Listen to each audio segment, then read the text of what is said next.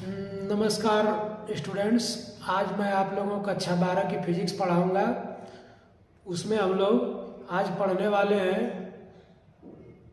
कुंडली का स्वप्रेरकत्व की गणना करेंगे। आज हम लोग पढ़ेंगे कुंडली के प्रेरकत्व की गणना करना। तो आज हम लोग देखते हैं कुंडली के स्वप्रेरकत्व की गणना। कुंडली के स्वप्रेरकत्व की गणना, अंग्रेजी में इसको पढ़ेंगे calculation of self inductance of A coil. Coil माने कुंडली होता है। तो कुंडली कैसी होती है इसको जानने के लिए आप लोग जानते ही हैं, हनुमान चालीसा में जय हनुमान ज्ञान गुण सागर जय कपीस तिलों को उजागर, उसी में एक लाइन है कानन कुंडल कुंचित केसा। कानन कुंडल कुंचित केसा, कानन कुंडल कुंचित केसा का मतलब कान में कुंडली है, और कुंचित केसा मतलब हनुमान जी के जो बाल है वो घुंघराले हैं, कुंचित है। कानन कुंडल कुंचित केसा, कुंडली मतलब कंबाली कह सकते हैं। तो कंबाली कैसी होती है? गोल होती है। ये मान लो कुंडली है। तो यहाँ देखिए लिखेंगे कैसे, माना आर त्रिज्या की एक वृत्ताकार कुंडली है जिसमें आई धारा प्रवाहित हो रही है। माना आर त्रिज्या की एक वृत्ताकार कुंडली है जिसमें आई धारा प्रवाहित हो रही है। यदि इस कुंडली में फेरों की संख्या कैपिटल एन है तब कुंडली के केंद्र पर उत्पन्न चुंबकीय क्षेत्र B बराबर μ0 Ni अपान कुंडली का व्यास, ये त्रिज्या r है तो व्यास होगा 2r, तो μ0 Ni अपान 2r। कुंडली के प्रत्येक फेरे से बद्ध चुंबकीय फ्लक्स, ये अगर कुंडली है तो कुंडली का एक फेरा है, एक दो फेरा तीन फेरा चार फेरा और फेरे भी हो सकते हैं। तो एक फेरे से बद्ध चुंबकीय फ्लक्स को φ0 मान लिए, तो φ0 बराबर BA होगा। तो B का मान यहाँ से बैठा देंगे, B का मान यहाँ से बैठाएंगे तो μ0 Ni अपॉन 2r, और ये वाला A बैठा देंगे। ठीक, अब इसके बाद अगली लाइन में क्या करेंगे, A की वैल्यू रख देंगे। A की वैल्यू क्या रखते हैं?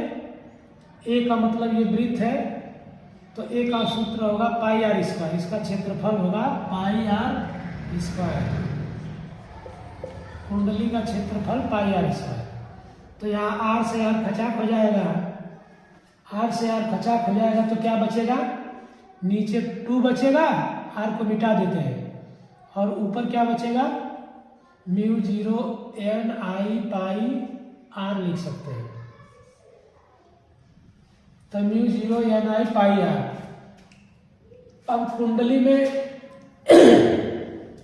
यदि कुल फेरों की संख्या कैपिटल N हो, यदि कुंडली में कुल फेरों की संख्या कैपिटल N हो तो कुंडली से बद्ध कुल चुंबकीय फ्लक्स, तो फाई बराबर N φ0, क्योंकि एक फेरे से बद्ध फ्लक्स φ0 है तो दो फेरे से 2 φ0, तीन फेरे से 3 φ0, इसी तरह N फेरों से N φ0 बद्ध होगा।